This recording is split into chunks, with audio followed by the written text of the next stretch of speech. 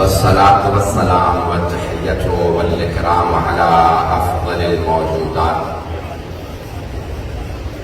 العبد المؤيد والرسول المسدد المصطفى الأمجد المحمود الأحمد أعني أبا القاسم محمد اللهم صل على محمد وآل محمد وعلى روحه ونفسه وسهره ووسيله سيد الأتقياء والأصفياء مولى الموالي إمام المتقين علي بن أبي طالب اللهم صل على محمد وآل محمد وعلى أوصيائه لا سيما بقية الله في البلد روحي وأرواح العالمين لتراب وقدمه الزنا واللعنة الدائمة على أعدائهم أجمعين من الآن إلى قيام يوم الدين. أما بعد فقد قال الله الحكيم في كتابه الكريم بسم الله الرحمن الرحيم الحمد لله رب العالمين صدق الله العلي العظيم. صلوات اللهم صل على محمد وآل محمد. عزیزان گرامی، میں نے ام الکتاب کے عنوان سے سورہ فاتحہ کی تفسیر کو اس رشتے کا موضوع قرار دیا. سلسلے کی تیسری مجلس سے میں نے جو آپ کی خدمت میں مطالب پیش کیے اعجاز قرآن سے متعلق تھے. قرآن ایک زندہ معجزہ اور تدوین قرآن کے حوالے سے کچھ مطالب پیش کیے کہ سرور کائنات نے خود ہی قرآن جمع کیا. اس کی ایک دلیل یہ ہے کہ شیعہ مکتب فکر میں فقہ جعفری میں سورہ فاتحہ کے بعد مکمل سورہ پڑھنا واجب ہے. دیگر مذاہب میں دیگر فقہ میں مکمل سورہ پڑھنا واجب نہیں، چند آیات پڑھ تو کافی ہے. ہمارے یہاں مکمل سورہ پڑھنا، سورہ فاتحہ کے بعد مکمل سورہ پڑھنا واجب ہے. اگر کوئی سورہ نامکمل ہوتا تو پھر ائمہ علیہ السلام بتا دیتے یہ سورہ نہ پڑھنا، یہ نامکمل ہے. لیکن ائمہ علیہ السلام نے کبھی نہیں کہا کہ یہ سورہ نہ پڑھنا، وہ سورہ نہ پڑھنا، ہر سورہ مکمل ہے. گرامی، قرآن کریم سرور کائنات نے اپنی زندگی میں جمع کیا اور بتایا کہ یہ زندہ معجزہ ہے. اور قرآن نے بڑے واضح الفاظ میں یہ فرما دیا اللہ سبحانہ و تعالیٰ نے کہ فَأْتُوا بِمِثْلِ هَٰذَا الْقُرْآنِ،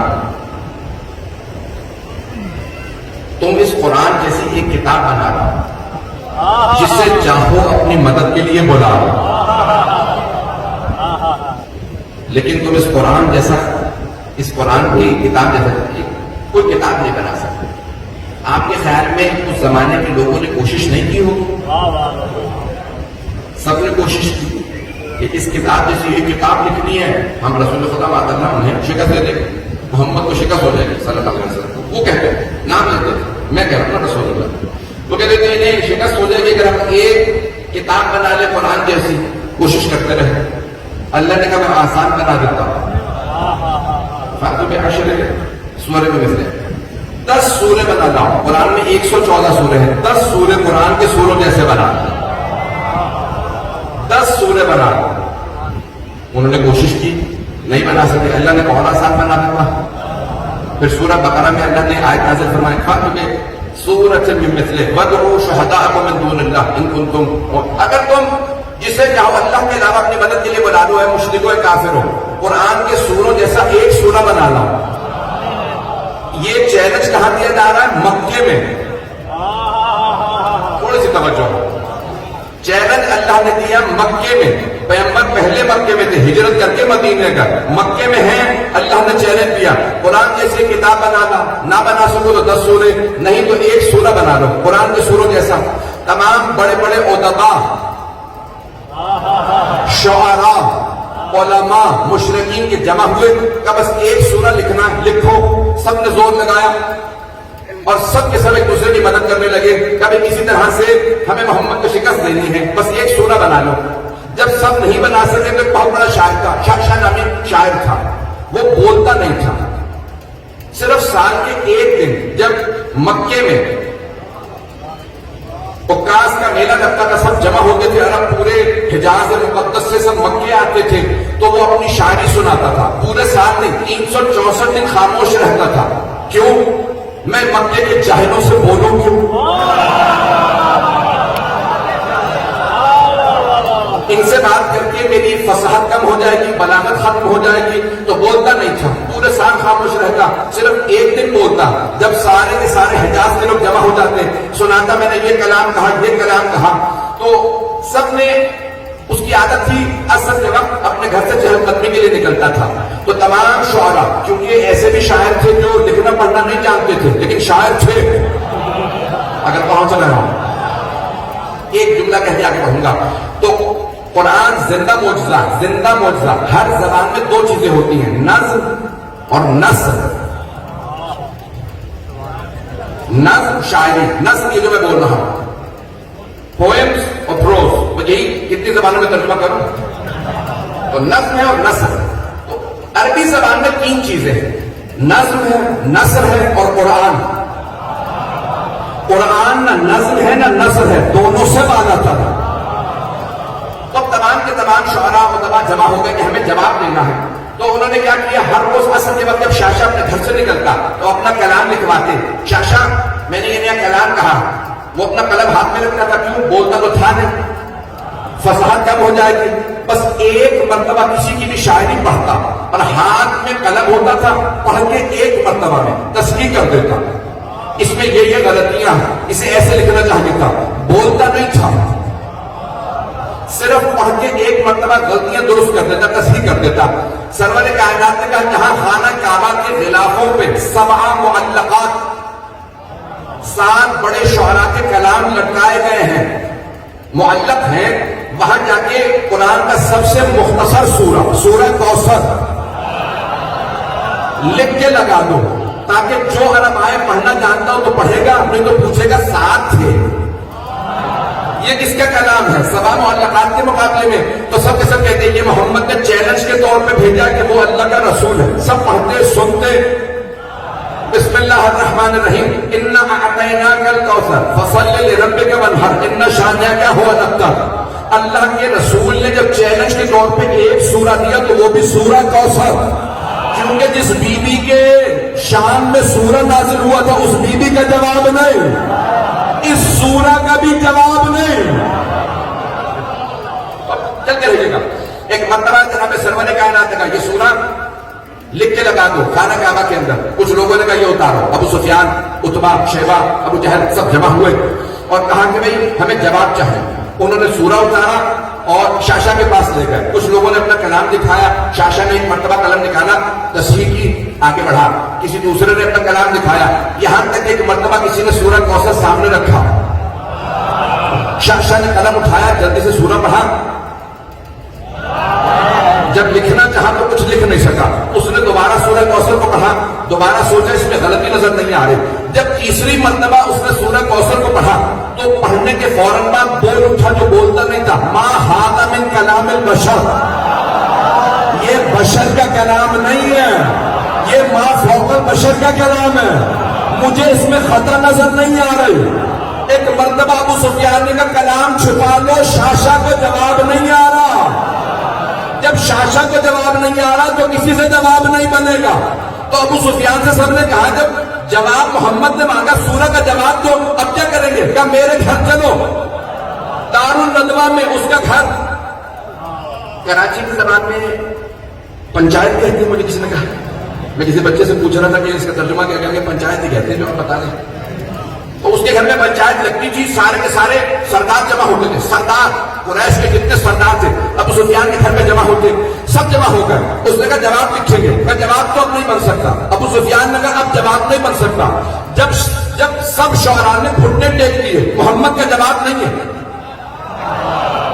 تو ایک مرتبہ سب نے پوچھا ابو سفیان اب کیا کریں گے؟ کبھی محمد کو قتل کر دو. قتل سے پہلے بھی ایک منصوبہ بنایا تھا، تفصیل کا وقت نہیں ہے، شاید میں نے وہاں آپ نے سن رکھا ہو کہ بھائی کل سے اپنے بچوں کو بھیجو، میں بتاؤں گا کیا کرنا. جب محمد گھر سے نکلے بچے انہیں پتھر مارے اور کہیں یہ مجنون ہے، تاکہ کوئی ان کا کلام نہ سنے، مجنون کی باتیں نہ سنے. شاعر کہا، مجنون کہا، جادوگر کہا.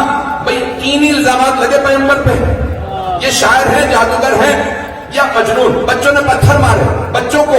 خواتین سے کہا یہ جادوگر، خواتین جادوگروں سے ڈرتی تھی. مردوں سے کہا شاعر ہے. اس زمانے کے شاعر شرابی ہوتے تھے، بد کردار ہوتے تھے کہ ان کے قریب نہ جانا. اب 3 الزامات لگا کے سارے مکے والوں کو پیغمبر سے دور کرنے کی کوشش کی گئی. جب دور نہ کر سکے گا کانوں میں روئیاں ٹھوس لو. جو مکے سے باہر سے آئے روئی رکھے، محمد کے کلام کو نہ سننا. یہ قرآن سناتے ہیں، جو سنے وہ ان کا ہو جاتا. باہر سے آنے والا جو ان کا کلام سنتا ان کا ہو جاتا، کوئی نہ سنے.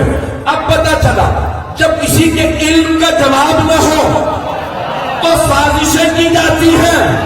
ابھی بھی نہیں ہے لوگ، مجمع نہیں ہے میرے ساتھ. جب کسی کے حق کی مخالفت کی، انسان کے پاس حق کی کوئی جواب کوئی نہ ہو، انسان کے پاس جواب نہ ہو تو انسان تہمت لگاتا.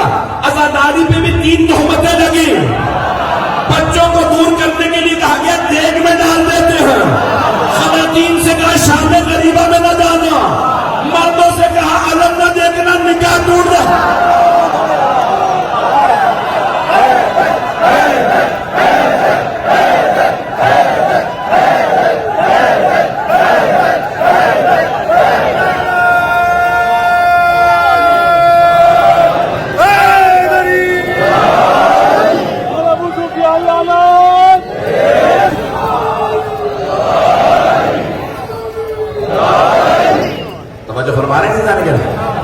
جب وہ علم کا جواب نہیں رکھتے تھے، اعجاز کا جواب نہیں رکھتے تھے. ہر دور میں جب انسان کے پاس علم کا جواب علم سے نہیں ہوتا تو پھر دہشت گردی کی جاتی ہے، پھر خودکش حملے کیے جاتے ہیں، پھر قتل کے منصوبے بنائے جاتے ہیں. ایک روک کے جملہ پیش کر رہا ہوں. سرور کائنات کے ساتھ یہی ہوا، مولا کائنات کے ساتھ. خوارج تو سمجھتے ہیں نا، خارجی کو کس جمع ہے خوارج جمع ہوئے کہ علی کا جواب نہیں ہے، کیا کریں؟ کہ پھر علی کو مسجد میں قتل کر دیتے ہیں. خوارج جمع ہوئے، پیٹ تک داڑھیاں تھیں، سجدوں کے نشان تھے، بہت زیادہ نمازیں، روزے، قرآن سب کچھ کرتے تھے. اور کیا کہہ رہے تھے؟ یا علی اکفرنا، یا علی معاذ اللہ استغفر اللہ، دہراتے میں میری زبان نہ رسی ہے، یا علی اب کافر ہو گئے. آج بہت سے نوجوان بچے کہتے ہیں مولانا ساری دنیا ہمیں کافر کہہ رہی، کیا بات ہے؟ وہ جسے رسول خدا نے کہا یہ کل ایمان ہے.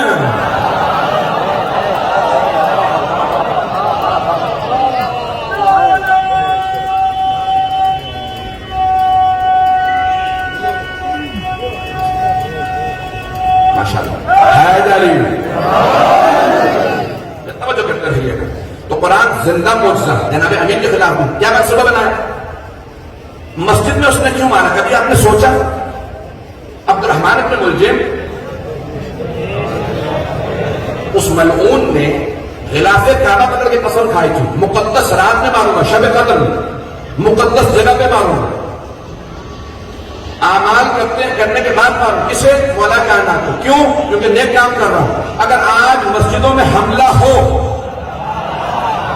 مجلسوں پہ حملہ ہو، مقدس عبادت پہ حملہ ہو، نہیں ہے لوگ، تو سمجھ جائیے کوئی ابن ملجم کی نسل سے باقی ہے.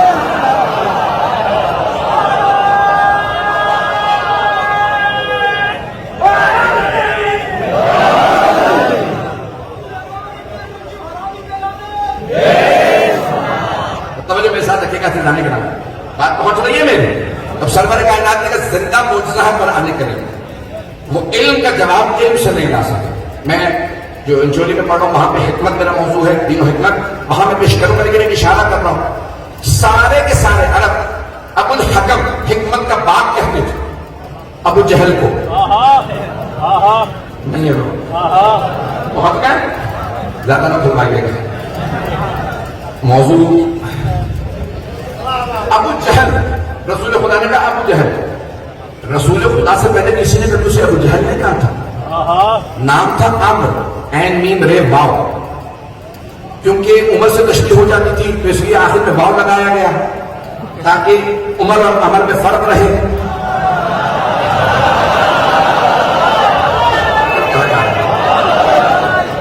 تو یہ عربی کا قانون ہے.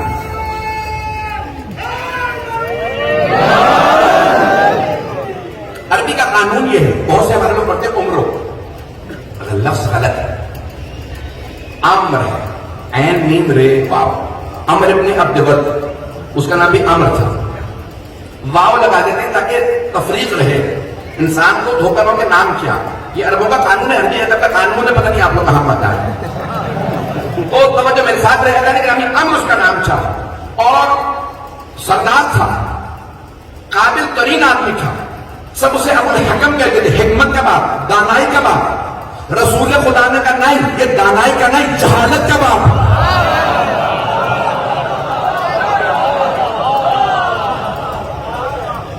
اتنا قابل ہو کے اسے توحید سمجھ نہیں آ رہے.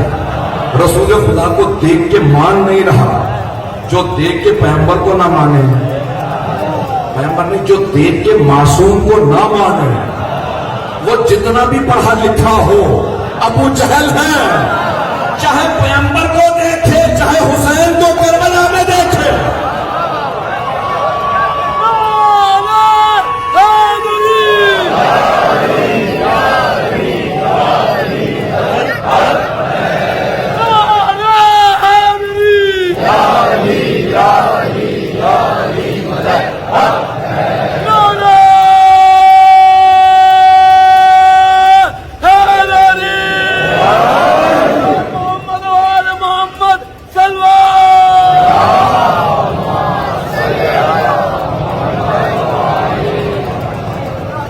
توجہ فرمانے زیادہ گرام. بڑے بڑے قابل افراد موجود تھے لیکن انہیں قرآن سمجھ نہیں آیا، انہیں توحید سمجھ نہیں آئی، انہیں رسالت سمجھ نہیں آئی، انہیں امامت سمجھ نہیں آئی، انہیں ولایت سمجھ نہیں آئی. تو ایسے لوگوں کے لیے پیغمبر اسلام نے فرما دیا کتنے بھی قابل ہوں، کچھ لوگ پڑھے لکھے جاہل ہوتے ہیں. پڑھا لکھا تھا، پڑھا لکھا اس زمانے میں اگر یہ آج کی ڈگریاں ہوتی نا تو وہ پی ایچ ڈی ہوتا. کتنا قابل آدمی تھا ابو جہل، کتنا قابل تھا کہ آج پی ایچ ڈی ہوتا. سیاست میں ابو سفیان پی ایچ ڈی ہوتا. ایسے ایسے منصوبے رسول خدا کے خلاف لے کے آتا. لیکن حبیب خدا اپنے اس تبلیغ کے کام پہ کام کر رہا ہے. ان ھذا القرآن یہدی للتی ہی اقوم. یہ قرآن بہترین راستے کی طرف ہدایت کرتا ہے. جو سب سے سیدھا راستہ ہے وہ اس کی طرف ہدایت کرتا ہے. سیدھے راستے کی خصوصیت یہ ہوتی ہے، سیدھے راستے کہ اس پہ کوئی شارٹ کٹ نہیں جاتا، نہیں پہنچا سکتا. دیکھیں شارٹ کٹ، اب اردو میں مجھے کوئی لفظ نہیں ملا صحیح. شارٹ کٹ سمجھتے زبان حضرا انگریزی کا لفظ ہے. ایک راستہ کہیں جا رہا ہے تو آپ کہتے ہیں بھائی میں کہیں شارٹ کٹ لگا دوں، بیچ سے کوئی گلی نکال دوں، کوئی راستہ تلاش کر لوں، یہ راستہ میرا کم ہو جاتا. شارٹ کٹ وہاں لگایا جاتا ہے جہاں سڑک ٹیڑھی ہو، سیدھی نہ ہو. لیکن سیدھے راستے پہ شارٹ کٹ نہیں جاتا.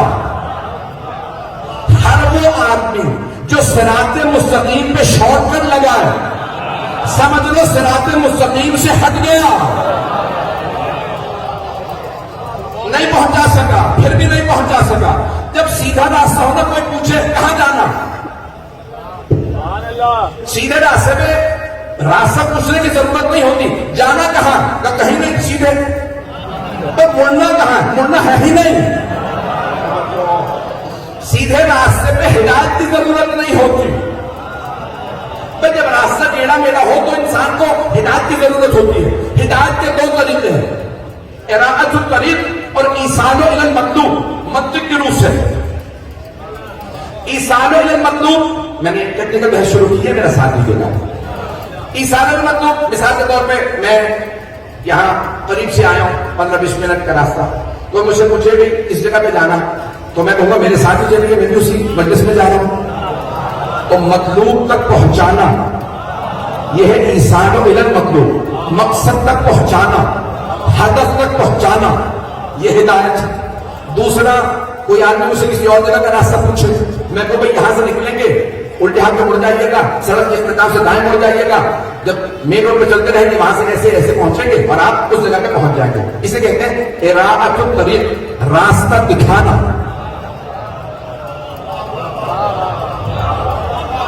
پر ہدایت کے دو ہی طریقے ہیں، راستہ دکھانا یا مقصد تک پہنچانا۔ اور اگر سیدھا ہی راستہ ہو، نہ مقصد تک پہنچانا ضروری نہ راستہ دکھانا ضروری۔ کیوں؟ راستہ سیدھا لیکن وہ اتنا قریب ہے، اس نے دونوں کر دی۔ راستہ بتانے کے لیے اس نے قرآن بھیج دیا، مقصد تک پہنچانے کے لیے امام بھیج دیا۔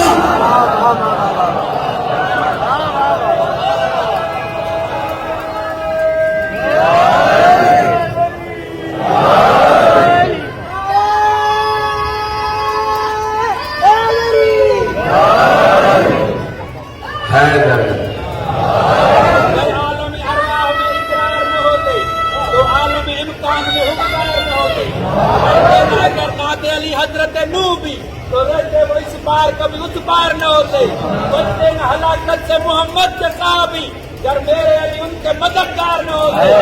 اسلام تو بناتا ہے اندر سے بہادر، گر ہوتے مسلمان تو فرار نہ ہوتے۔ فقط میرے علی کو اس لیے کہ حیدر کے بنا یار کبھی چار نہ ہوتے۔ توجہ فرمانے لانے کی نا، تو مجھے اعجاز قرآن کو آج مکمل کرنا تھا تاکہ میں تفسیر کو شروع کر سکوں۔ رضوان گرامی، یہ قرآن زندہ معجزہ ہے، اور زندہ معجزہ دیکھیں نوجوانوں کے لیے، بچوں کے لیے پیش کر رہا ہوں صرف سادہ سے مثال۔ مجھے پورا یقین ہے جس طرح سے بچہ مجھے دیکھ رہا ہے، میری ایک بات پہنچ رہی ہے۔ اگر کسی بچے کو، نوجوان کو کسی صدر کا، وزیر کا اللہ نہ کرے خط آ جائے،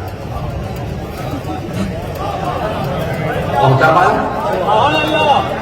میں نے بڑا سوچ سمجھ سے کہا، خط آ جائے تو وہ بار بار پڑھے گا، صبح اٹھتے دیکھے گا وزیر اعظم نے مجھے خط لکھا،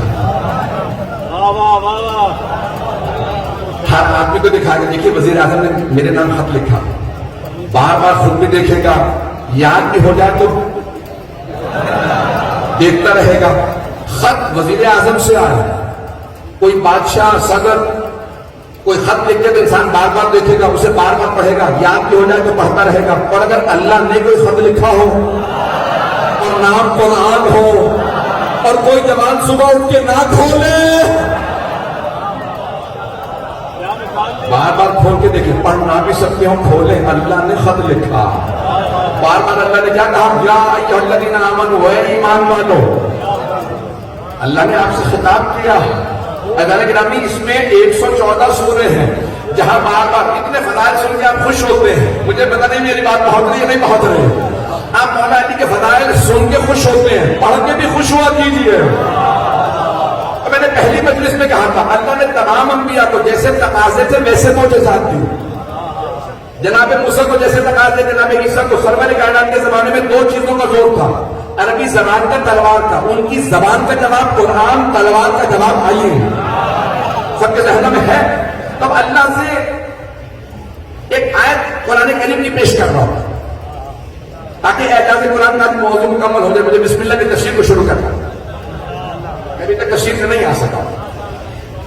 جب سرور کائنات کے لیے اللہ نے فرمایا، سورہ رعد، کڑکتی ہوئی بجلی، 13واں سورہ، اس کی آخری آیت نمبر 43، 13واں سورہ اور 13 تاریخ کو کوئی آنے والا، اس کی شان میں اس سورہ میں بہت سی آیا۔ تو آئیے ذرا 13 رجب کا آنے والے اس امام علیہ السلام کی عظمت کو اللہ نے اس سورہ کے خطاب میں بیان کیا۔ وَيَقُولُ الَّذِينَ كَفَرُوا لَسْتَ مُرْسَلًا قُلْ كَفَىٰ بِاللَّهِ شَهِيدًا بَيْنِي وَبَيْنَكُمْ وَمَنْ عِندَهُ عِلْمُ الْكِتَابِ۔ اے میرے رسول، یہ جو کافر ہیں نا، آپ سے کہتے ہیں آپ اللہ کے بھیجے ہوئے رسول نہیں، قرآن سنتے ہیں پھر بھی کہتے ہیں آپ کو اللہ نے نہیں بھیجا، آپ نے خود کہا کہ میں رسول ہوں۔ قل، ان کے جواب میں کہہ دیجیے کفا باللہ شہیدا بینی و بینکم ومن عندہ علم الکتاب، اے کافرو تمہارے اور میرے درمیان بس دو گواہ کافی ہیں، اس بات پہ کہ میں اللہ کا رسول ہوں، بس دو گواہ کافی ہیں، ایک خود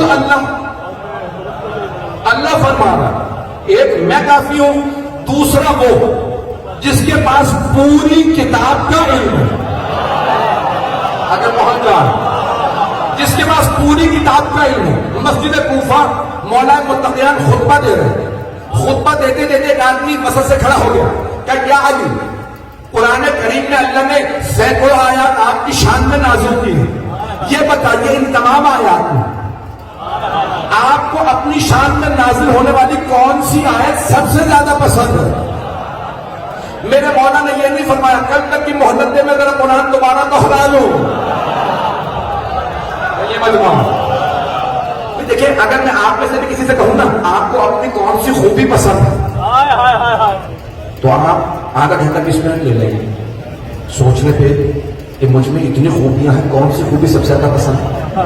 ہم جو گنہگار ہیں، اور اگر کوئی ایسا ہو جس کے لیے پیغمبر نے فرمایا ہو کہ اگر سارے سمندر سیاہی بنا دیے جائیں، سارے درخت قلم بنا دیے جائیں، زمین سے آسمان کے فاصلے میں فضائل لکھے جائیں، جن لکھنے والے ہوں انسان گننے والے ہوں تو سب کچھ ختم ہو جائے گا، میرے بھائی علی کے فضائل ختم نہیں ہوں گے، جن کے اتنے فضائل، ان مولا سے سوال کہ مولا آپ کو اپنی شان میں کون سی آیت سب سے زیادہ پسند؟ مولا نے یہ نہیں کہا کل تک کی مہلت دے، آدھا گھنٹہ دے قرآن سوچ لوں، اسی وقت فی البدی مولا نے فرمایا جتنی آیات میری شان میں آئی ہیں ان تمام آیات میں سے مجھے یہ آیت سب سے زیادہ پسند ہے۔ وَيَقُولُ الَّذِينَ كَفَرُوا لَسْتَ مُرْسَلًا قُلْ كَفَىٰ بِاللَّهِ شَهِيدًا بَيْنِي وَبَيْنَكُمْ وَمَنْ عِندَهُ عِلْمُ الْكِتَابِ، یہ رسول خدا سے جو اللہ نے خطاب کیا کہ آپ کے اور میرے درمیان ہے، کافروں کہہ دیجیے میرے حبیب آپ کے میرے درمیان بس دو گواہ کافی، ایک اللہ، دوسرا وہ جس کے پاس پوری کتاب کا علم کا، یعنی یہی آیت سب سے زیادہ پسند کیوں ہے؟ آپ نے فرمایا کیونکہ یہاں اللہ نے اپنے نام کے ساتھ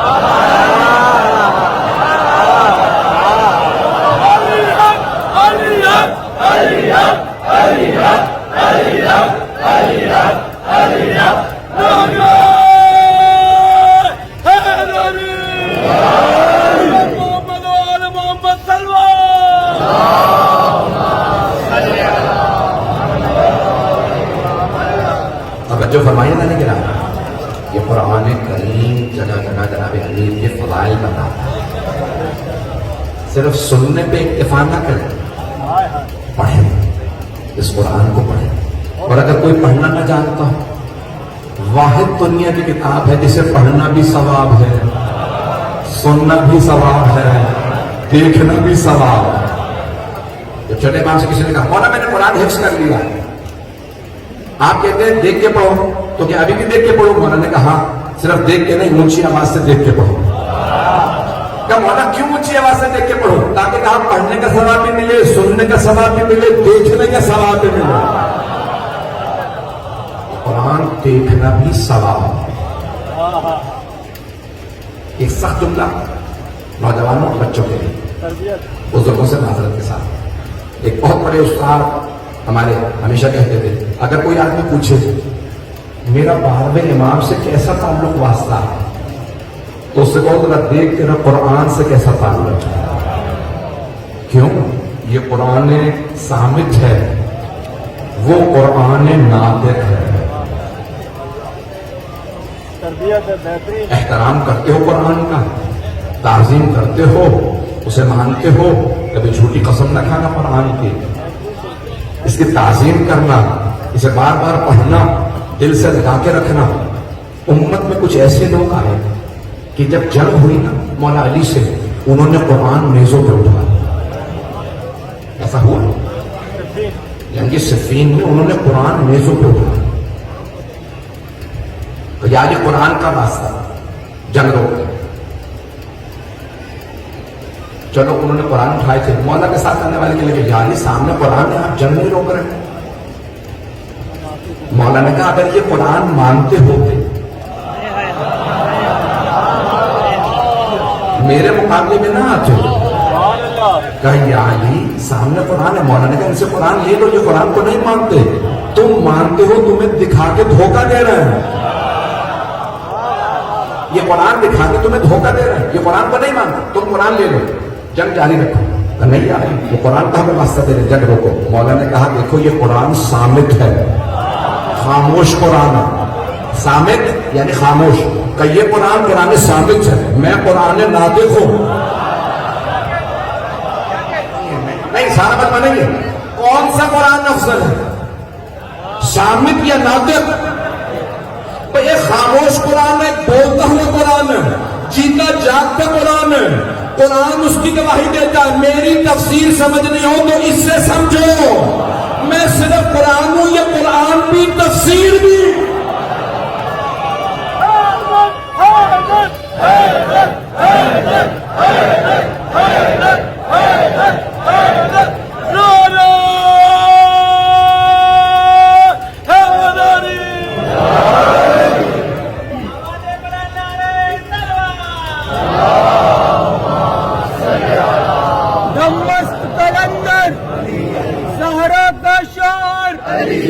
زینب کا لہجہ, سجاد کا خطبہ, حسنین کا بابا, عباس کا نعرہ, ذرا زور سے بولو. پھولوں کی مہک میں, پھولوں کی چہک میں, نعرے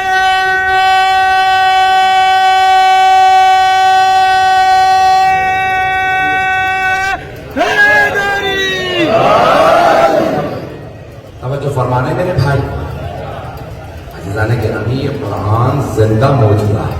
ایک آخری بات کہہ دوں اعجاز کے حوالے سے, پھر کل بسم اللہ کی تفسیر کو پیش کروں گا انشاءاللہ تعالی بشرط حیات.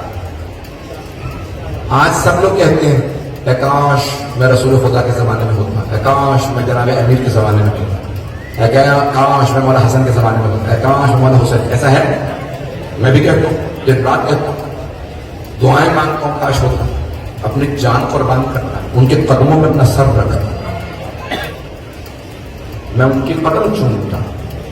یہ میں خطابت نہیں کر رہا ہوں, خدا کی قسم یہ خطابت نہیں ہے, میری عقیدت ہے. میں ان کے ہاتھ نہ چومتا, میں ان کے قدموں کو چومتا. میں اس زمانے میں ہوتا, ہم ان کے معجزات دیکھتے ہیں, لیکن رسول خدا کا ایک زندہ معجزہ آج موجود ہے, وہ ہے قرآن جو ہر گھر میں ہے. اسے کیوں نہیں دیکھتے؟ میں جانتا ہوں میری بات بری لگے گی, کیوں نہیں دیکھتے اس قرآن کریم؟ اس تبلیغی جملے میں بھی نعرہ لگانے کا شکریہ کہ آپ حضرات جو محبت دے رہے ہیں. میں اپنے آپ کو کسی لائق نہیں سمجھتا, میں حقیر ہوں, ناچیز ہوں, ادنا سا خادم اہل بیت ہوں. میں ممنون ہوں آپ محبت سے سننا نہیں رکھتے, لیکن اگر جانے گرامی یہ زندہ موجودہ ہر گھر میں موجود ہے. میں نے گھر میں دیکھا قرآن کریم پورا ایک صفحے پہ موجود ہے نقش. میں نے میگنیفائنگ گلاس سے دیکھا کہ واقعی یہ سورہ مکمل ہے.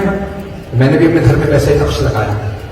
گھر میں آتے جاتے زیارت کرو, کیونکہ 4 چیزوں کا دیکھنا بھی عبادت ہے. قرآن کا دیکھنا عبادت, مولا علی کے چہرے کی زیارت کرنا عبادت, خانہ کعبہ کو دیکھنا عبادت, اور چوتھی چیز والدین کے چہرے کو محبت سے دیکھنا عبادت. آپ میں سے ہر آدمی عابد ہے اگر والدین کو محبت سے دیکھتا رہے. سب جملوں کو بہت معذرت, لیکن پیش کروں گا. لیکن ابھی یہ قرآن زندہ معجزہ, بار بار دیکھیں, یہ مولا کائنات کی یاد دلانا, رسول خدا کی یاد دلانا کہ قرآن آپ کے گھر میں موجود ہے.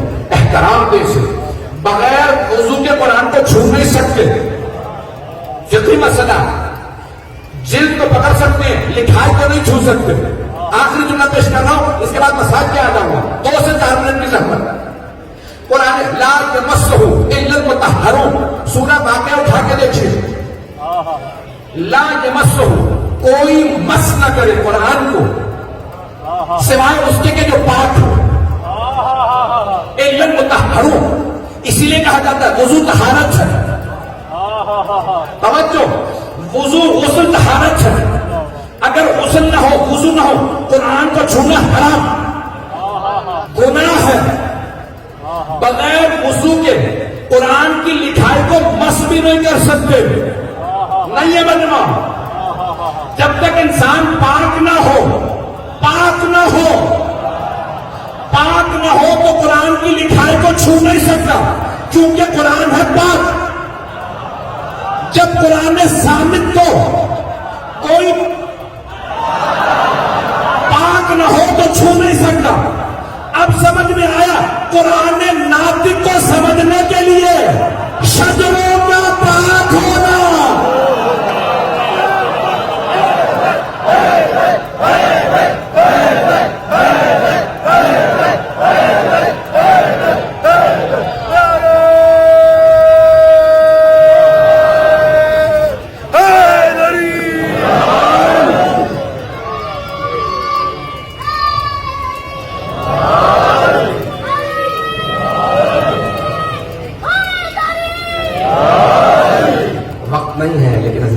آپ نے غور فرمایا, یہ کیوں فرمایا سرور کائنات کہ یا علی کوئی بغض نہیں رکھے گا آپ کو سوائے اس کے اس کا شجرہ بیان لائق نہ ہوگا. حضرت گرامی یہ اسی لیے کہا جاتا ہے کردار پاک رکھیں تاکہ آل محمد سے قریب ہوں, دل پاک رکھیں ان کی محبت دلوں میں نہ آئے. اور اگر کوئی پاک نہیں تھا تو وہ آل محمد کے پاس نہیں آیا. چند اچانک بارش کے چند قطرات آئے ہیں, پیش کر رہا ہوں, مساجد کی طرف جا رہا ہوں. یہ رحمت پروردگار, میں مساجد کی طرف جا رہا ہوں, لیکن اس سے پہلے جملہ کہنا چاہتا ہوں. میں نے جملہ چند برس پہلے رضویہ میں پیش کیا تھا, اسی پہ تمام کروں گا.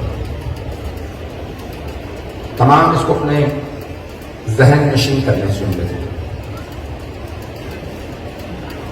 کہ جناب سید الشہداء نے شب عاشور فرمایا, جو جاننا چاہتا ہے چلا جائے, کوئی نہیں گیا. اور عصر میں فرمایا جو آنا چاہتا ہے آ جائے. حل من ناصر ہے نا تحریر. علماء کہتے ہیں کہ کیا یہ تضاد ہے؟ معاذ اللہ کہ شب میں فرما رہے ہیں جو جانا چاہتا چلا جائے. اگر آپ نے بلانا ہی ہے مولا تو کیوں فرما رہے ہیں جو جانا چاہتا چلا جائے؟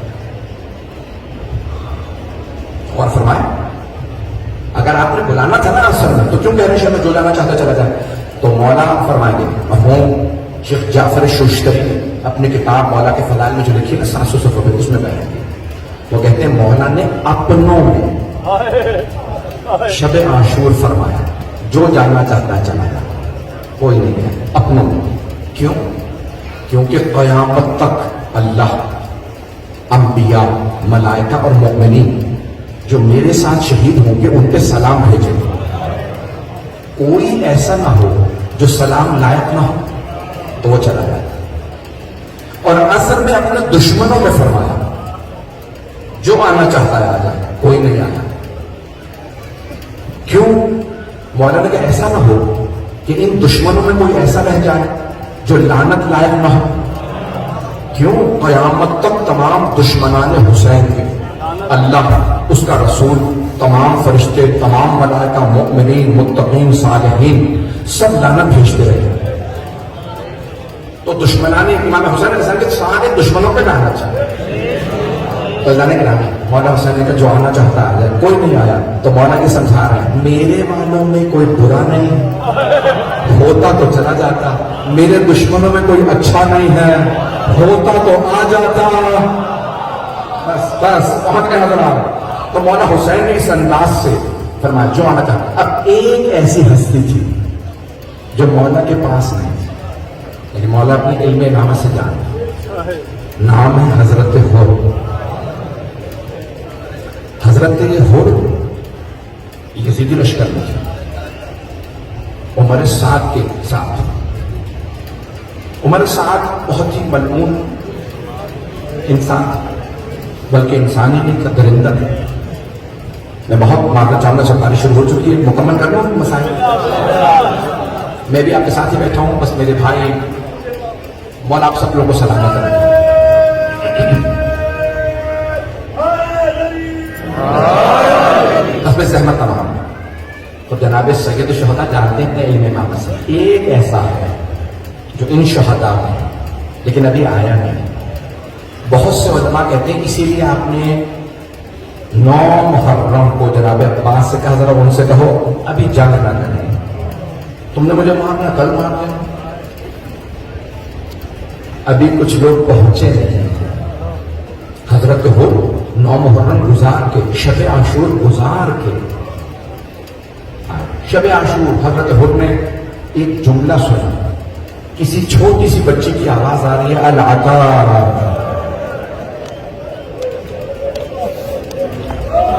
العطا, ہائے پیاس ہائے پیاس. لیکن نا جس میں انسانیت ہوگی وہ خود بخود حسینی بن جائے. بس حضرت حکم نے سنا بچوں کے رونے کی آواز آ رہی. کیا کیا؟ عمر سعد کے خیمے میں گئے, بس ایک سوال کیا, اے عمر سعد اتنا بتا دے کیا واقعاً کل جنگ ہوگی؟ عمر سعد نے کہا ہو ایسی جنگ ہوگی کہ ان کے سر کاٹ دیے جائیں گے, ان کے بازو تن سے جدا کر دیے جائیں گے, ہم لاشیں پامال کر دیں گے. بس حضرت حر نے یہ سنا, جواب نہیں دیا, خیمے سے باہر آ گیا. جب باہر آئے تو جناب حر کا بدن لرز رہا تھا. ایک آدمی آیا تھا حر, اگر کوئی مجھ سے پوچھتا نا کہ لشکر یزید میں سب سے بہادر کون ہے تو میں تیرا نام لیتا ہوں. تو 72 سے ڈرتا ہے, یہ بھوکے پیاسے ہیں, انہوں نے کچھ نہیں کھایا, ان کے پاس پانی نہیں ہے, یہ لڑ نہیں پائیں گے, ہماری فوج بہت بڑی ہے, کام کیوں رہا ہے؟ تو جناب حر کی آنکھوں سے آنسو بہنے لگے. کہا مجھے ان 72 سے ڈر نہیں لگتا, مجھے حضرت فاطمہ سے بہت ڈر لگتا, میں جناب زہرا سے بہت ڈر لگتا. ایسا نہ ہو کہ بیوی کی بددعا میں لگ جا. یہ بیوی کے بچے تڑپ رہے ہیں, یہ آل فاطمہ ہے جو پیاس ہے.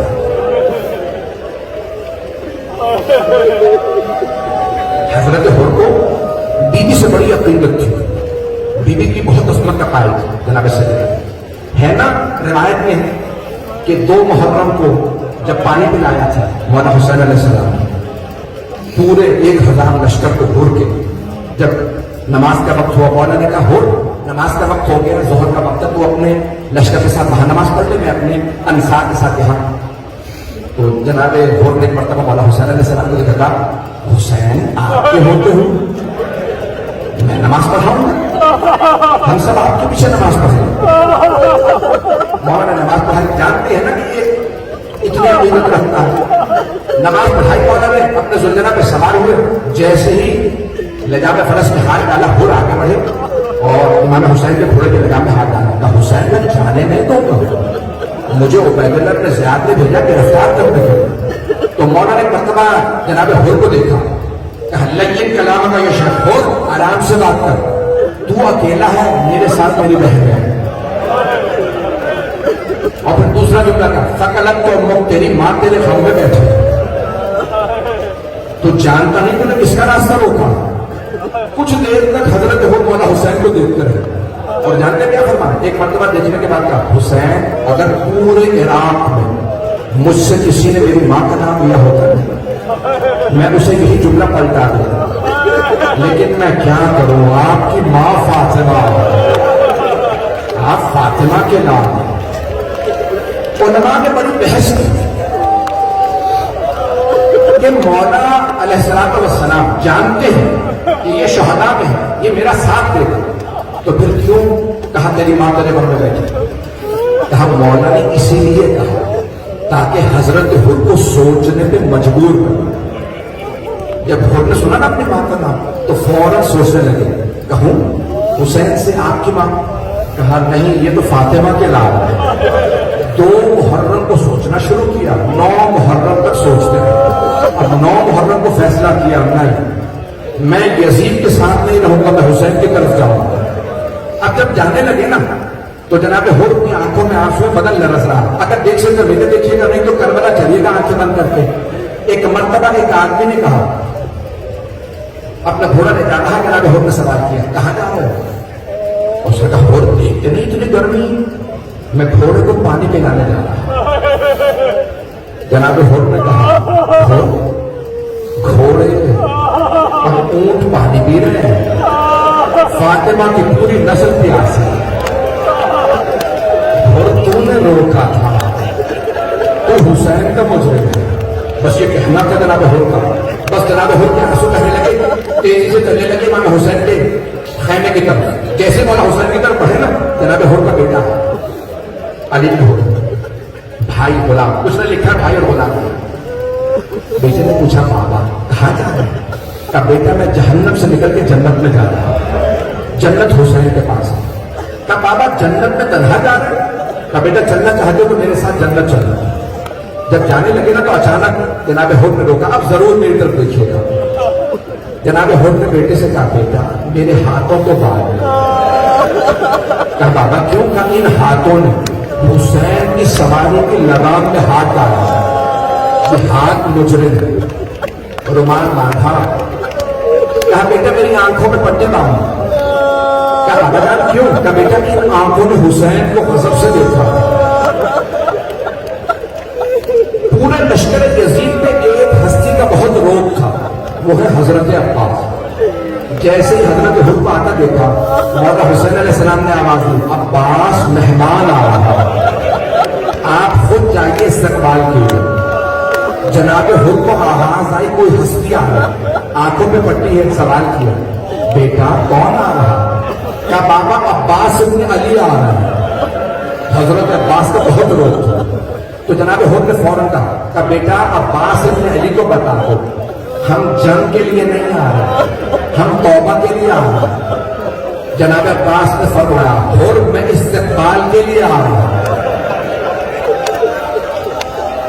بس میرا تمام ہو گیا، 5 سے 7 منٹ کی زحمت ہو گئی، سارے بندے کی توجہ چاہیے، میرا آپ سے وعدہ ہے آنکھ میں آنسو آئے۔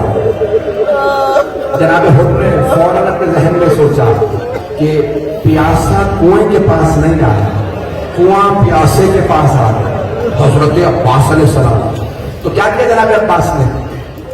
فوراً ہاتھ کھولے، آنکھوں کی پٹی کھولی، جناب حر کا بازو پکڑا، کہا حر آنکھیں کھولو، سامنے مولا حسین۔ جناب حر نے اپنے آپ کو زمین پہ گرا دیا، قدموں کو چومنے لگے اور ایک سوال کیا۔ جیسے مولا حسین نے بازو پکڑے نا جناب حر کو اٹھایا، تو جناب حر نے بس ایک سوال کیا یا حسین حل من توبہ، کیا میری توبہ قبول ہو سکتی ہے؟ علماء کہتے ہیں کہ سوال بتا رہا ہے کہ حضرت حر یہ سوچ رہے تھے کہ میرے توبہ کے دروازے بند ہو گئے، اب میری توبہ قبول نہیں ہو سکتی۔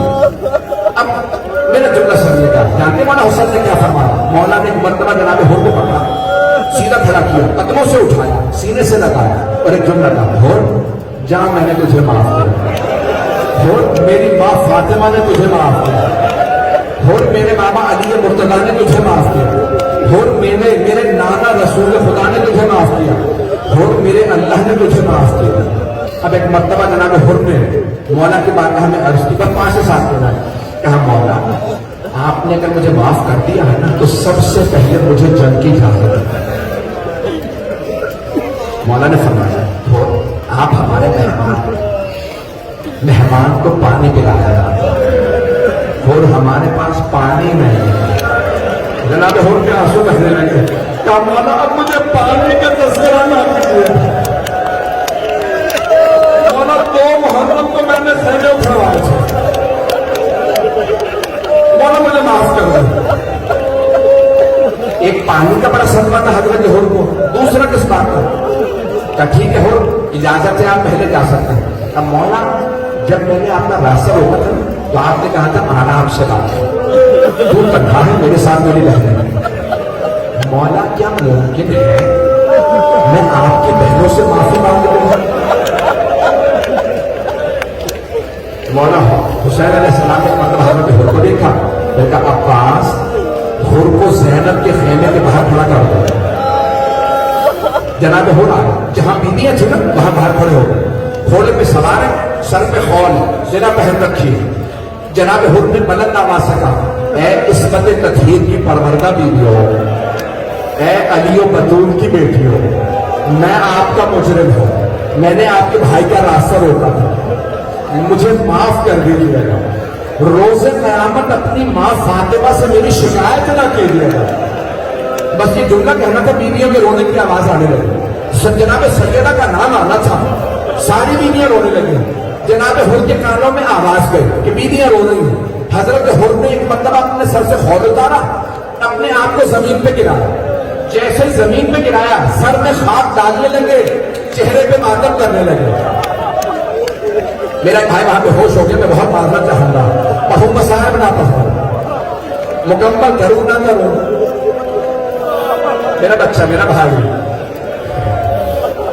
मुकम्मल करूं मसाहब को।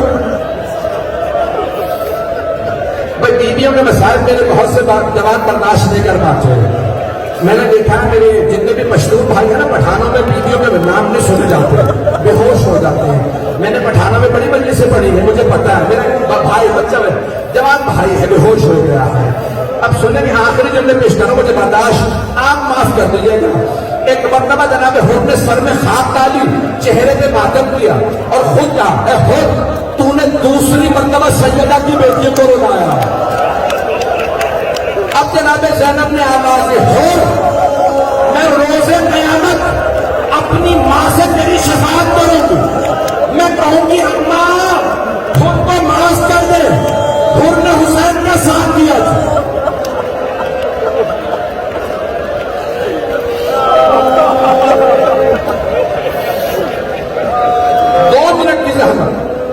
जनाब हुर ने देखा इतना बड़ा लश्कर है, पहले फौरन कहा, बेटा आप जाइए जंग कीजिए, ऐसा न हो कि मुझे मरता देखे, आप जंग न करें, हुसैन का साथ छोड़ दें। एक मरतबा जनाब हुर ने कहा, बेटा आप पहले हमला करें। जनाब हुर के बेटे ने हमला किया। बेटा भूखा प्यासा नहीं था, वो उस तरफ से आया था।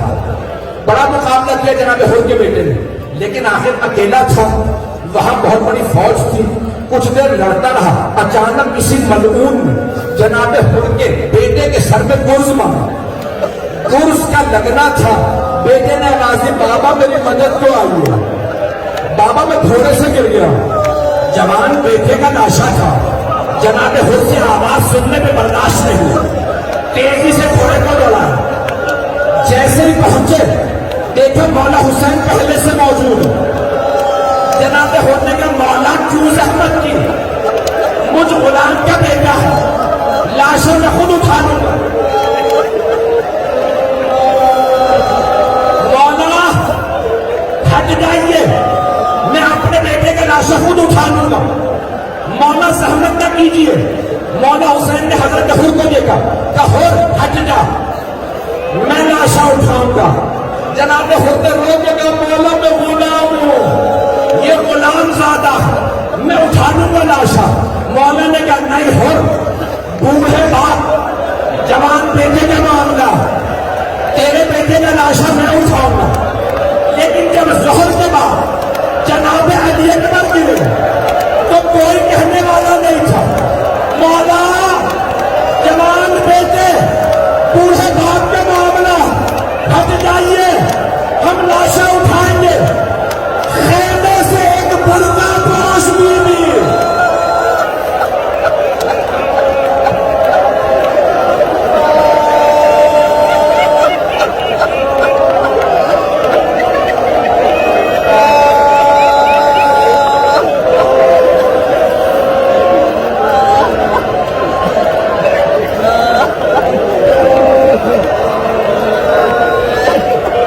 तो जुमले कहो, लेकिन एक और भारी हालत हो रही है, अब आप बर्दाश्त नहीं कर पा रहे। एक सवाल करूंगा बस, हाथों को मदद कीजिए, जो हाथ है तलब कर लीजिए, सब हाथों को मदद करें, मेरे को देखिएगा। एक सवाल है मेरा आपसे, ये कितने नौजवान यहाँ पे बेहोश हो गए, कितने पे गिर गए हैं लोग, कितने बुजुर्गों से बर्दाश्त नहीं कर रहा। बस मेरा एक सवाल है, आप सब लोगों ने मसाइब सिर्फ सुने, देखा कुछ नहीं है। मौला हुसैन ने कलेजे में जवान बेटे के कलेजे में